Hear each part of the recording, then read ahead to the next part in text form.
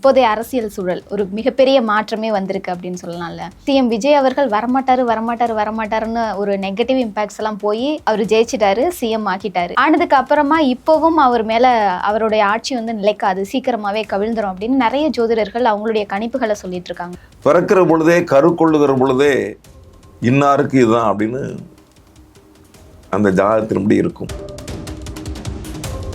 இதுபோல் ஊரில் உள்ள நண்பர்கள்லாம் எனக்கு ஃபோன் பண்ணி கேட்டாங்க. அப்போ என்கிட்ட வந்து கேட்டாங்க, சாமி அரசியல் இப்படி போயிட்டுருக்கு, அதுக்கு ஒரு மாற்றம் வருமா அப்படின்னாங்க. நான் பெரும்பாலும் அரசியலை பற்றி பேசுறது இல்லை, ஆனால் அரசியல் மாற்றம் வரும். ஆனால் விஜயனுடைய ஆட்சி இவ்வளோ ஒரு பரபரப்பாருன்னு யாருமே எதிர்பார்க்கல. இந்த புவி, இந்த மண்ணுடைய கணக்குப்படி நன்னொருவன் அரசியலில் தான் வந்து மக்களை காக்கும் வண்ணம் வகை செய்வான் அப்படிங்கிற சுவாமி மலையில் உள்ள அந்த படியில் உள்ள கணக்கு. அரசாங்கமும் பெரிய பெரிய ஆன்மீகர்களும் போதை வஸ்துக்கு எதிராக நிறைய கருத்துக்களை சொல்கிறாங்க. யார் கேட்குறது? போதைக்கு அடிமையாயிட்டான் அவனை மீட்டு வெளியே கொண்டு வரணும்ல ஐயா. இந்த நாட்டை திருத்தக்கூடிய ஒவ்வொரு பொறுப்பும் இளைஞர்களில் தானே இருக்குது.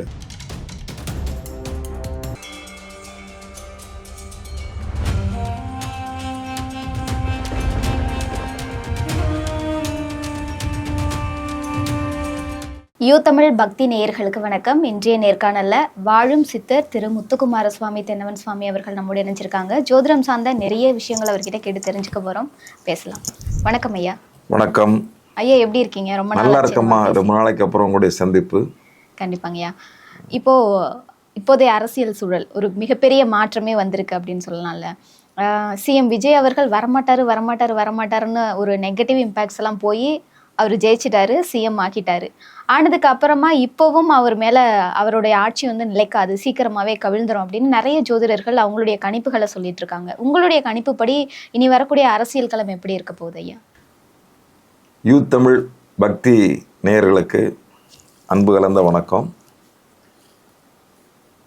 தேவகி வெகு நாட்களுக்கு அப்புறம் அவங்களை சந்திக்கிற ஒரு வாய்ப்பு இந்த ஆண்டில். அரசியல் அப்படிங்கிறது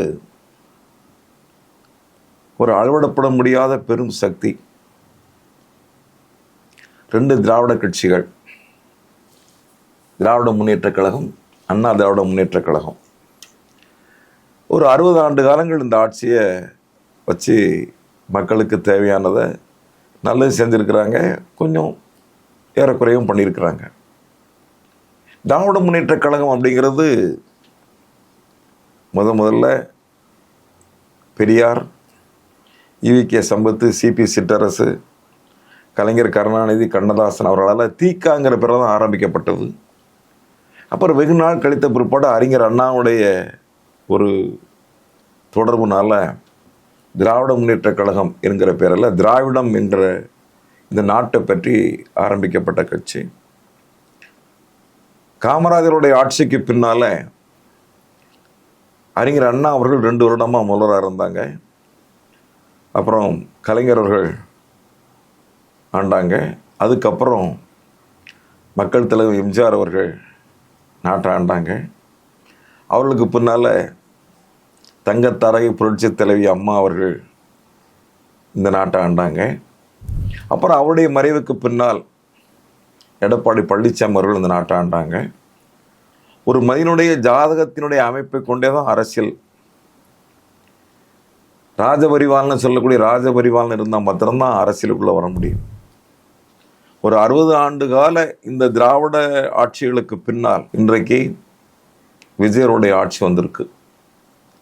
இந்த ஆட்சி வர்றதுக்கு முன்னாடி நிறைய பேர் கேட்டாங்க, சுவாமிகள் இப்படி இருக்கு இப்படி இருக்குன்னாங்க. 62 ஆண்டுகள் தமிழரோடமா பிரிக்கப்பட்டிருக்கு. இந்த 62 ஆண்டுகளில் அந்த ஆண்டின் பலாபலனை கொண்டே அரசாட்சி மாறும். பண்டைய காலத்தில் சேர சோழ பாண்டியர்கள் காலத்திலேருந்து பார்த்திங்கன்னா ஜோதிடர்கள் தான் அந்த ஆட்சியை தீர்மானம் பண்ணுவாங்க. யாருக்கு என்ன ராசி உச்சமாக இருக்குது, சூரியனும் புதனும் உச்சமாக இருக்கணும், இப்படி ஒரு சில கிரகங்கள்லாம் உச்சமான ஆட்சியை பிடிக்கலாம். பிறக்கிற பொழுதே கருக்கொள்ளுகிற பொழுதே இன்னாருக்கு இதுதான் அப்படின்னு அந்த ஜாதகத்தின்படி இருக்கும். பஞ்சபூதங்கள், ஞானேந்திரியங்கள், கர்மேந்திரியங்கள், இதை கொண்டு தான் மனிதனுடைய வாழ்க்கையில் அவனுக்கு என்னென்ன கொடுக்கப்பட்டிருக்கிற விதி இருக்கும். அதன்படி கும்பகோணம், மாயவரம், இதுபோல் ஊரில் உள்ள நண்பர்கள்லாம் எனக்கு ஃபோன் பண்ணி கேட்டாங்க. ஒருத்தர் பேர் சம்பத்குமார், ஒருத்தர் பேர் சங்கரன் சுவாமிகள். அவர் ஒரு பொறுப்பில் இருக்க, அவர் என்ன பொறுப்புன்னு சொல்ல விரும்பலை. அப்போ என்கிட்ட வந்து கேட்டாங்க, சாமி அரசியல் இப்படி போயிட்டுருக்கு, அதுக்கு ஒரு மாற்றம் வருமா அப்படின்னாங்க. நான் பெரும்பாலும் அரசியலை பற்றி பேசுறது இல்லை, ஆனால் அரசியல் மாற்றம் வரும் அப்படின்னு சொன்னேன். ஆனால் விஜயனுடைய ஆட்சி இவ்வளோ ஒரு பரபரப்பாருன்னு யாருமே எதிர்பார்க்கல. நம்ம எல்லாரும் 30 வரும் 20 வரும் அப்படின்னு தான் சொன்னாங்க. நான் ஒருத்தன் தான் இல்லை, ஆட்சி மாற்றம் உறுதி, ஆனால் அது நிலையாமல் இருக்கிறதும் 2028 தான் தெரியும்னு சொன்னேன். ஏன்னா 28 சில கிரகங்களுடைய மாற்றங்கள் இருக்குது. அதனால் அது வரைக்கும் இந்த ஆட்சியை கொண்டு போவார், அதில் மாற்றம் கிடையாது. ஆனால் அவருடைய செயல்பாட்டு செயல்திறன் மக்கள்கிட்ட போய் சேர்ந்துச்சுன்னா, உடைய ஜாதகத்தில் சில கிரகங்கள் அமைப்பாக உச்சமாக இருந்தால், ஆனால் பெரிய பெரிய வல்லுநர்கள்லாம் கணிச்சிருக்கிறாங்க இன்னொரு 15 வருஷத்துக்கு இந்த ஆட்சி தான் போகணும். நான் சொல்லலை, நிறைய பேர் சொல்கிறாங்க. ஆனால் இந்த புவியினுடைய கணக்குப்படி, இந்த மண்ணுடைய கணக்குப்படி அரசியலுக்கு அப்பாற்பட்டு தான் இந்த செய்தியை நான் சொல்கிறேன். நான் எந்த கட்சியும் சேராதவன், அது ஒரு பக்கம். சுவாமிமலை பார்த்தீங்களா, சுவாமிமலை அதில் 62 வருடங்கள் 62 படியாக இருக்கிறது. அதில் இப்போ இந்த பிரபா வருஷத்துக்கு என்னென்ன விதியின்படி பார்த்தா அதில் சொல்லப்பட்டிருக்கிற செய்தி, நன்னொருவன் அரசியலில் தான் மக்களை காக்கும் வண்ணம் வகை செய்வான் அப்படிங்கிற அங்கே சுவாமி மலையில் உள்ள அந்த படியில் உள்ள கணக்கின்படி சொல்லப்பட்டிருக்கேன். ராஜாங்க பரிபாலனம் அப்படின்னு சொல்கிறோம் இல்லையா, இந்த ராஜாங்க பரிபாலனத்தில் இதுக்கு முன்னால் நடந்த கூற்றுகள் இருக்கும். நன்மை இருக்கும், தீமை இருக்கும். தீமை மேலோங்கி இருந்தால் நன்மை கம்மியாக இருக்கும், நன்மை மேலோங்கி இருந்தால் தீமை கம்மியாக இருக்கும். பொதுவாக இந்த ஆண்டினுடைய பலாபலனும் இதற்கு முன்னான ஆண்டு பலாபலனை கொண்டும் காம குரோத லோபங்கள் மக்களுக்கு நிறைய வரணும் ஜாதக அமைப்பில் இருக்குது. இது அரசாங்கத்துக்கு இதுக்கும் சம்மந்தம் கிடையாது, அரசியலுக்கும் சம்மந்தம் கிடையாது. களை வாங்குறது, போதை அடிக்கிறது, பெண்களுக்கு எடுக்கிறதெல்லாம் அரசாங்கமாக பண்ணுது இல்லையே, ஒரு தனிமனினுடைய ஒரு ஆதிக்கம் தானேயா பண்ணுது இல்லைங்களா? அப்போ ஒவ்வொரு மனிதனுக்குள்ளேயும் காமம் மேலோங்கும். ஜாதகப்படி இந்த பூமி ஏதாவது திருக்கணித பஞ்சாங்கப்படி கழிந்து போன 2.5 ஆண்டு, நீ வரக்கூடிய 2.5 ஆண்டுக்கு இந்த பலன் இருக்குது. ஆனால் ஒழுங்குபடுத்தக்கூடிய அரசாங்கத்தின் வேலை. அரசாங்கம் என்ன பண்ணும்? 70 வயது உள்ள ஒரு பெண்மணியை ஒருத்தர் கற்பழித்து கொள்கிறாரு, 7 வயது உள்ள ஒரு பெண்ணை ஒருத்தர் கற்பழிக்கிறாரு. எப்படி இது மாதிரி வந்துச்சு? இந்த கலாச்சாரம் ஏன் இப்படி சீரழிஞ்சு போச்சுன்னா, இதுவும் கிரகத்தினுடைய தாக்கங்கள் தான். நான் அன்னைக்கே சொன்ன ஒரு முறை, ராஜஸ்ரீ யாகம்னு 4 யாகம் பண்ணணும். அதாவது இந்த மண்ணை ஆளக்கூடியது சக்திகள் தான், அம்பாள்கள் தான். இந்த ஊரை சென்னை மாநகரை காப்பாற்றக்கூடிய 2 அம்பாள் தான். ஒன்று திருவேற்காட்டில் இருக்கா எங்கள் அம்மா கருமாரி, இன்னும் மயிலாப்பூரில் இருக்க கருப்பா அம்பாள். மனம் மாற்றம், மதி மாற்றம், ஞானத்தை கொடுக்குதாச்சுன்னா இந்த உலகம் நல்லா இருக்க போகுது. பக்தி ஒழுக்கம் சரியாக இருக்கணும்ல, ஞானம் வந்துட்டு அவனுக்கு தெரிஞ்சிடும்ல, ஐயா எது தப்பு எது நியாயம்னு. ஞானம் நமக்குள்ளே ஒரு வருது, இது சரியா இது தப்பா, இந்த வயசுக்கு இதை பண்ணலாமாங்கிற ஞானம் அவனுக்கு வந்துடுதுன்னா அவன் தவறு பண்ண போகிறது இல்லையே. 60 வயது இருந்த ஒரு பெரியவர் ஞானத்துக்குள்ளே போய் ஞானத்துக்கு அப்பாற்பட்டு மக்களுக்கு நல்லது சொல்ல வேண்டிய ஒரு மாமனிதர், அவர் ஒரு 25 வயசு பொண்ணு மேலே 7 வயசு பொண்ணு மேலே அந்த கற்பழிக்கிற எண்ணம் வருதுன்னா அவனுக்கு ஞானம் இல்லைன்னு தான் அர்த்தம், பக்தி இல்லைன்னு தானே அர்த்தம், ஒழுக்கம் இல்லைன்னு தான் அர்த்தம். அப்போ தனி மனித ஒழுக்கம் திருத்தப்பட்டால் அரசியல் நல்லாயிருக்கும். இந்த தனி மனித ஒழுக்கங்கிறது பக்தியால் தான். அந்தந்த மதத்துக்கு உண்டான பக்திகள் இருக்கலாம், எல்லா மதத்துக்கும் பக்திகள் இருக்கலாம். 3 மதம் இருக்குது, 3 மதத்துக்கும் ஒவ்வொருடைய அடிப்படை பேசிக்காக உள்ள தர்மங்கள் இருக்குது, நியாயங்கள் இருக்குது. அதன்படி எல்லாரும் நடந்துக்கிட்டால் ஒழுக்கமாக இருக்கும் இல்லைங்களா? இப்போ நம்ம பார்க்குறோம், தெய்வம் சக்தி ராஜஸ்ரீ யாகம்னு ஒரு யாகம் சொன்ன முதலியே, இந்த ராஜாங்கம் நல்லபடியாக இருக்கிறதுக்கும் அரசாளக்கூடிய அரசியல்வாதிகள் நல்லா இருக்கிறதுக்காகவும் ஆன்மீக சம்பந்தப்பட்ட துறையில் முதல்ல திருவேற்காடு கருமாரியம்மன் ஒரு ராஜஸ்ரீ யாகம் பண்ணணும், அப்புறம் மயிலாப்பூரில் பண்ணணும், அப்புறம் தென்கோடி கன்னியாகுமரி அம்மாட்ட பண்ணணும், அப்புறம் எங்கள் அம்மா காந்தி மதிட்ட பண்ணணும். மேல் பக்கம் இந்த ஊருடைய தமிழ் மேல் பக்கத்தில் இருக்கக்கூடியது காஞ்சி காமாட்சி அம்மன். இந்த 5 பீடத்திலையும் ராஜஸ்ரீ யாகம் பண்ணி இந்த மக்களும் மானுடமும் நல்லா இருக்கணும்னு ஒரு யாகம் பண்ணுங்க. அதுக்கு பலன் உண்டு. கோயில் வழிபாடு முறையிலே மாறி போச்சுல ஐயா. அந்த காலத்தில் கோசாலைகள் இருந்தது, பசியுன் பால் எடுத்து சாமிக்கு அபிஷேகம் பண்ணாங்க. இப்போ சாநித்தியம் இல்லையே, பாக்கெட் பாலை கொண்டு கொடுக்குறாங்க, அதுக்கப்புறம் ஆசிட் தான். தெய்வ விக்கிரகங்களும் தெய்வ சாநித்தியங்களும் இப்படி வழிபாட்டு முறையில் நிறைய மாறிடுது. நான் தவறாக சொல்லலை, பூஜை புனஸ்காரங்கள் இதெல்லாம் இருந்தாலும் என்னுடைய கணக்கில் இந்த பாக்கெட் பால் கொடுத்து அபிஷேகம் பண்ணலாம் நிப்பாட்டணும். ஏன் அப்படின்னா, அந்த சுவாமிக்கு முன்னால் எந்திர சாமனம் ஒன்று இருக்கும். அந்த எந்திர சாமனத்தில் என்ன பண்ணுவாங்கன்னா, அந்த எந்திரம் செம்பில் தான் இருக்கும். இப்போ நீங்கள் ஒரு 1 லட்ச ரூபாய்க்கு மொபைல் வாங்குங்க, உள்ளே போகக்கூடிய சிம் கார்டு வந்து செம்பில் தான் இருக்கும். செம்புக்கு தான் கடத்தக்கூடிய ஆற்றல் உண்டு. தெய்வ சக்தியாக இருந்தாலும் சரி, மனித சக்தியாக இருந்தாலும் சரி, கடத்தக்கூடிய ஆற்றல் செம்புக்கு தான் உண்டு. ஒவ்வொரு சாமிக்களையும் ஒரு எந்திர சாமனம் பண்ணுவாங்க. அதுக்கு மஞ்சப்பொடி அவசியம் பண்ணும்போது ஒரு பவர் கிடைக்கும், 2 மில்லியன் பவர். மாப்பொடி கலக்கும்போது 3 மில்லியன் பவர் கிடைக்கும். இந்த மாதிரி ஒவ்வொரு அபிஷேகம் பண்ணும்போது எந்திரத்துக்கு பவர் வந்துக்கிட்டே இருக்கும். அதை சுற்றி இப்போ தேங்காய் உடைக்கிறாங்கல்ல கோயிலில், தேங்காய் உடைக்கிறது வெளியே வச்சு உடைக்கக்கூடாது. காற்று படாமல், வெயில் படாமல், சந்திரன் சூரியன் ஒளி படாமல், மண்ணுக்குள்ளேருந்து அப்படியே வரக்கூடிய ஞான நீர் தான் தேங்காய்க்குள்ளே இருக்கக்கூடிய நீர். அந்த தேங்காய் தண்ணியை கோயில் கருவறைக்குள்ளே வச்சு உடைச்சாதான் அந்த எந்திரத்தை சுற்றி எல்லா விதமான பாசிட்டிவ் இம்யூனிட்டி பவர் சொல்கிறாங்களோ அந்த பவர் கிடைக்கும். அந்த இம்யூனிட்டி பவர் கிடைக்கும், அந்த கோயில் விருத்தியாகும்.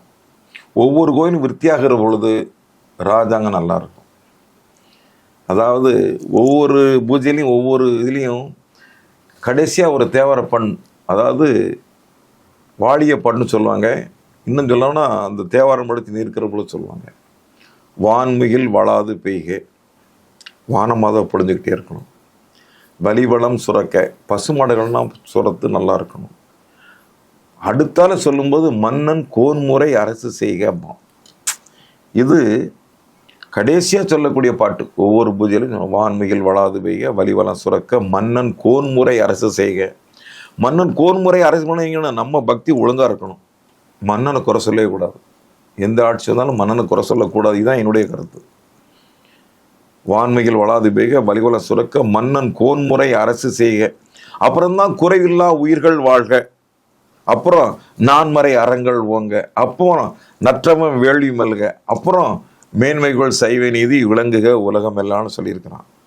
இந்த அரசாங்கத்தையும் மக்களையும் மன்னர் சார்ந்த குடியும் காப்பாற்றக்கூடிய பொறுப்பு எங்கே இருக்குது? கோயிலில் தான் இருக்குது. கோயில்கள் சரியாயிட்டா சரியாயிடும். இது என்னுடைய கருத்து.